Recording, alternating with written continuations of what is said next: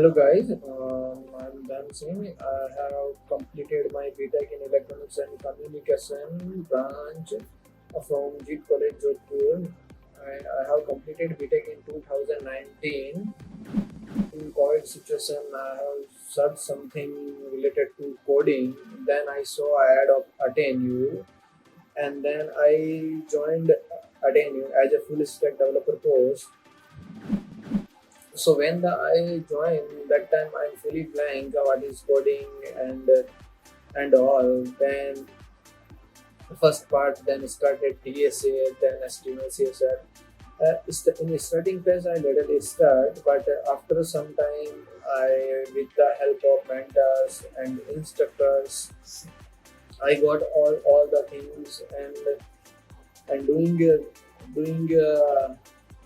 doing after the classes, self practice, and with the in monthly tests and projects, getting many helps from AttainU students and instructor as well as.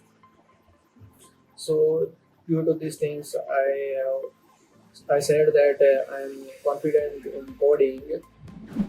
In the placement scenario, that any provide a mock test for a placement session and preparing all the things. So right now I placed that in a BizLogic's company.